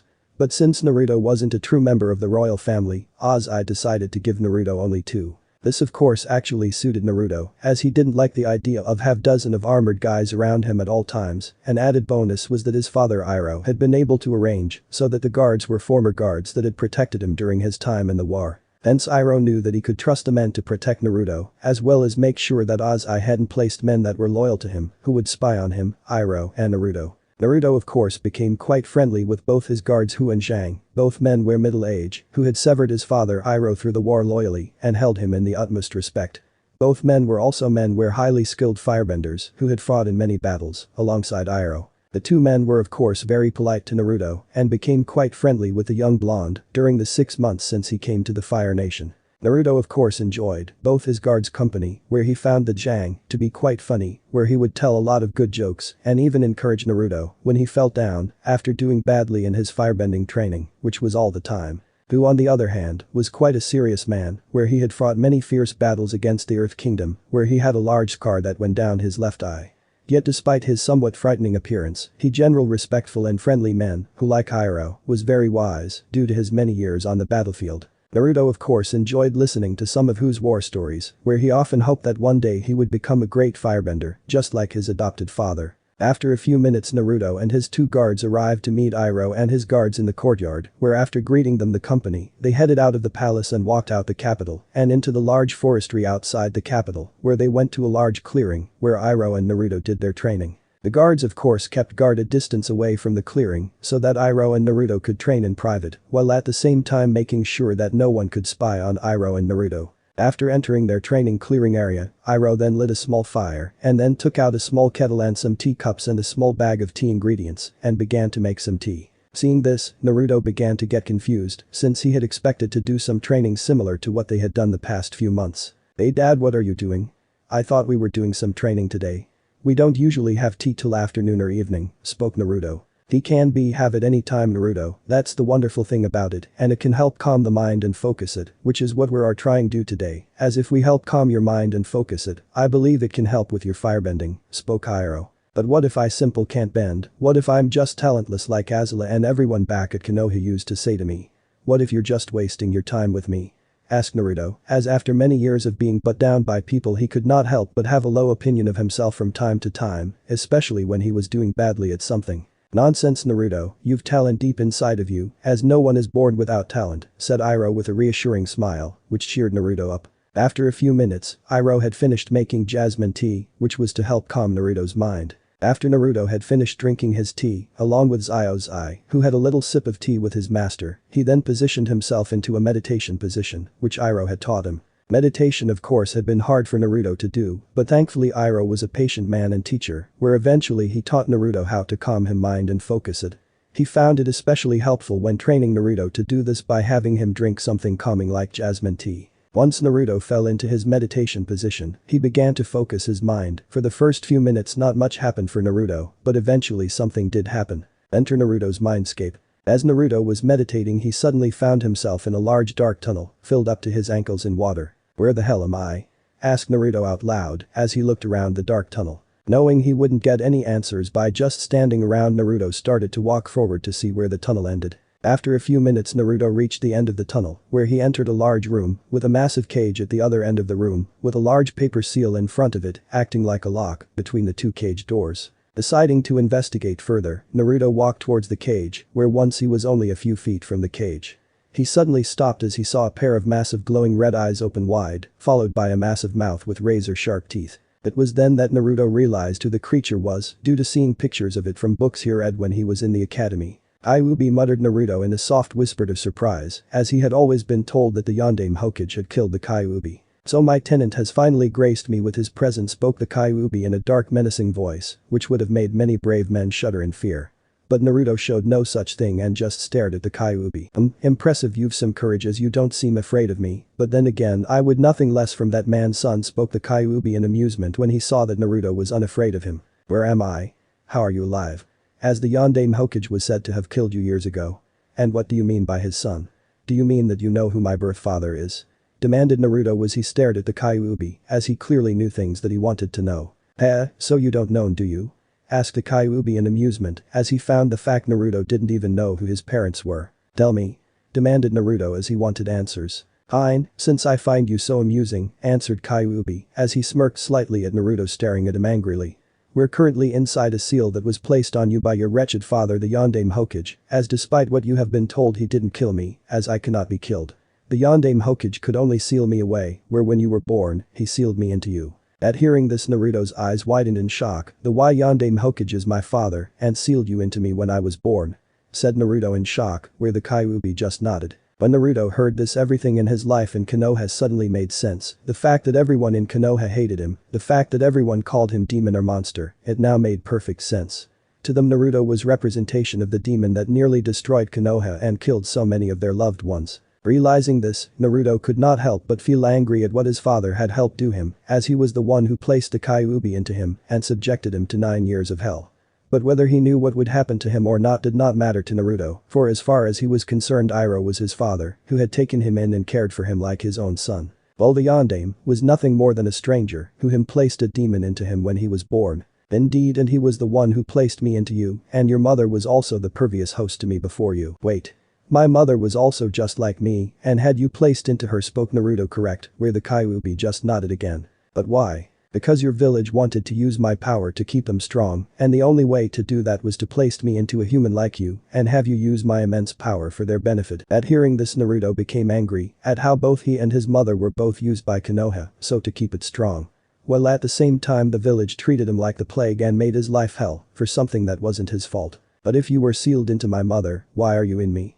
Asked Naruto, as if what the Kyuubi said was true, then the Kyuubi should have been in his mother or at least died with her. Because on the day you were born, a man wearing a orang mask kidnapped your mother after she gave birth to you, since the man knew that when a female Jinchuriki gives birth, the seal of their demon weakens, allowing said demon like myself to break free, spoke the Kyuubi. After he kidnapped your mother, he used his powers to free me and to place me under his control and had me attack your former village in the hopes of destroying it. But in the end your father, the Yondaime Hokage, freed me of the man's control and then later stopped me by sealing me into you. And what happened to my parents? Asked Naruto. I killed them, replied Kyuubi. You what? Cried Naruto in shock. I killed them, although to be honest they were already dying as the technique that your father used cost him his life and your mother was slowly dying. Since the process of extracting any Biju like myself from their host is so painful that they will die from it, answered the Kyuubi without the slightest bit of remorse for what he had done. At hearing all this, Naruto glared at the Kyuubi with every ounce of hate he could muster in himself and aimed it at the Kyuubi, for not only was this creature that was one of the reasons why he had such a miserable life, but it was also the being that killed both his parents and had left him an orphan. After a few minutes of glaring at the Kyuubi, Naruto took several deep breaths to calm himself down, just as his adopted father Iroh had taught him. Upon when he then looked directly at the Kyuubi and spoke again. Who was the masked man that freed you? Asked Naruto, since as far he was concerned that man was the main cause of all his suffering, as it was he who had freed the Kyuubi and had basically killed his mother. His name is Uchiha Madara, replied the Kyuubi. Uchiha? Thought Naruto, as he remembered the name of the famed clan of Konoha, as one of his former classmates Sasuke was a member of the clan, but before Naruto could think more on the matter, the Kyuubi continued to speak. He was the co-founder of your former village and was the former rival of your Shodai Hokage, who he fought and lost to later on. So why are you telling me all this, as I doubt you're doing it out of the goodness of your heart, nor do I think that you're just doing because you like talking to me, spoke Naruto. At this the Kyuubi smirked again in amusement. Maybe you aren't as stupid as you look, commented the Kyuubi, causing Naruto to glare angrily at him. The reason that I'm telling you all this is because I'm going to give you a special gift. At hearing this, Naruto narrowed his eyes. I don't want any gifts from you, not after everything you did to me, he said angrily. Are you sure you don't want what I have to offer? Especially since I can offer you the ability to firebend, but also give you special flames that are unlike any others. How can you do that? You're not even from this land, how can you even teach me to firebend? Asked Naruto, not believing the Kyuubi and believing that it was some sort of trick. Foolish child, I'm a spirit and have lived longer than any other human alive and have seen much. The bending arts themselves were taught by the great spirits of the spirit world to you human in this land. Unlike you shinobis from the elemental continent, where you developed your own fighting styles that mimic the bending arts by using chakra instead of bending the actual elements as they do here. At hearing this, Naruto had to admit what the Kyuubi said did make sense, since the Kyuubi was a demon, meaning he was basically a spirit and couldn't die of old age. But even still he did not believe the creature, considering all the suffering he put him through and how the Kyuubi was basically evil who loved causing chaos and destruction. What exactly are you offering me? Asked Naruto, for even though he hated the Kyuubi and did not trust him, he would at least hear what he has to say. I offer you not only the ability to be able to do firebending, but also these flames, spoke the Kyuubi, where he lifted up his paw up and squeezed it through the bars and showed Naruto a small white flame. I offer you the flames of Kimjin, a Japanese god of fire, which are the scared white flames of the heavens, which burn as hot as the sun and can match the black flames of hell itself. The flames are capable of burning anything, even smothering regular fire, but only harm those that the user wishes to burn or those who hold negative feelings towards the user. Or if the flames hit an ally or someone that the user cares for, then they will not burn them. This is because these flames are more controlled than others' flames. Also, like the flames of hell, they can also to burn for 7 days and 7 nights and cannot be extinguished with water or any other normal methods, where the user is the only one that can normally extinguish them. They are also extremely effective against demons like myself and other evil spirits, due to them being sacred. But unlike the black flames, which burn slowly, these flames will burn anything that in its path instantly. At this, Naruto's eyes widened slightly at the power that the flames had, and for a second or two he was ready to instantly agree and take them. But before he could, he quickly stopped himself, remembering who he was dealing with right now. If these flames are the flames of the heavens as you say, then how can you use them, since you're a demon? Asked Naruto with suspicion. I cannot use them, as you say, since I am a demon, making them worthless to me, but since I'm also a spirit of fire, I can at least summon them and even pass them on to someone like you, stated the Kyuubi. At hearing this, Naruto became even more suspicious of the Kyuubi. Then why are you giving me these flames? Especially since, as you said, they can be used to hurt you. It because for the past 9 years, ever since your wretched father sealed me into you, I have had nothing to do but sit in this cage and watch your worthless life. This of course has been extremely dull and boring, and although I will break free of this seal one day and devour you, I'll need some form of entrainment until then. Hence I've decided to spice things up by giving you these flames and see how you use them, answered the Kyuubi. At hearing this, Naruto became angry at hearing how his life was nothing more than entertainment to the demon fox and was about to yell at the demon and tell what he could do with his flames. Author's note. I sure you can image what he would say. But before Naruto could reply to the Kyuubi's offer, the fox spoke again. If you take these flames, then not only can you make your new father proud, but also show all those other fools like the Fire Lord the power you possess, spoke the Kyuubi, playing of Naruto's thrust to prove himself to others and show that he was more than what most people thought he was. And as the Kyuubi suspected when he said this, he saw Naruto staring longingly at the white flame that was in the Kyuubi's paw. The Kyuubi plan was of course to have Naruto use the white flames for destruction, for he had been watching Naruto the past 6 months and knew of the great war that the Fire Nation was raging. He was also well aware of the destruction and chaos that the Fire Nation was bringing throughout these lands, due to him being also a being of chaos and destruction as well. Hence he wanted some part in on it, which was why giving Naruto these flames was part of it. The Kyuubi of course knew of Naruto's longing for acceptance by those around him, much like the longing he had when he was in Konoha. He also knew that if he gave Naruto these flames, he would eventually use them in the war, whether it was by his own choice. Where he joined the army in the hopes of gaining acceptance in the Fire Nation, by fighting in the war and gaining fame or glory for himself, or be forced in the war by the Fire Lord, in the hopes of using the flames to the Fire Nation's advantage. Either of which was fine by the Kyuubi, since his plan was to have Naruto fight in the Fire Nation's war and use the white flames, which could only be used by those with a good heart, and have him cause more chaos and unbalance in the world. This of course would greatly amuse the Kyuubi, since he found the irony of using the flames of heaven to cause more chaos and distraction to the world extremely amusing. He also hoped that if Naruto entered this war on the Fire Nation's side, then the war would corrupt him and turn Naruto into something much more fitting for a being like himself, Kyuubi. After a few minutes, Naruto suddenly spoke up and said, I take them. After hearing Naruto answer, the Kyuubi smirked and then leaned a bit more forward and took Naruto to take the flame onto both his hands and then pressed them into his chest. Naruto of course did what the Kyuubi said, where as soon as he pressed the white flames into his chest, he suddenly felt the warm heat of the flames spread throughout his body. After which he saw a sort of white glow surround his body like an aura. But the flames are now within you, now you can do firebending and use white fire, spoke the Kyuubi, after which he then told Naruto to leave as he was tried, which Naruto was more than happy to do as he had enough of talking to the wretched demon fox as well. End Naruto's mindscape.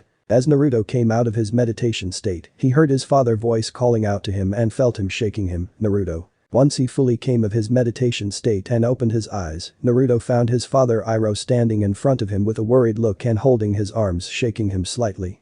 While his little pet monkey's Iroh's eye was pinched Naruto cheeks, hoping to waken his master, since like Iroh he was worried about Naruto. Dad, spoke Naruto with slight confusion, as he was still slightly disoriented after just coming out of his meditation state. Naruto, thank goodness that you alright, spoke Iroh with clear relief. I was calling out to you for several minutes, but you were in too deep a trance and didn't reply to me. I was beginning to worry. Hey, I'm alright dad, just a little woozy. How long was I out? Asked Naruto. About 20 minutes, I would say. I became even more concerned when I saw white glow around your body just a moment ago. What happened to you, Naruto? At this, Naruto sighed, where he spent the next half hour explaining to his father what had happened. When Naruto explained everything that happened, Iroh had a slight frown upon learning this, as he became suspicious at how the Kyuubi gave his adopted son these powerful flames for simple amusement. He was even more concerned at the fact that the Kyuubi was in his son to begin with, as he had read about the demon from one of the books he had gotten when he visited the elemental continent. Hence he knew how powerful the demon was, along with all the destruction and chaos it had caused. As Iroh thought over what he had just learned from Naruto, his adopted son suddenly spoke up with a concerned look due to seeing the frown on his, Iroh, face. You don't think I'm a monster, do you, Dad?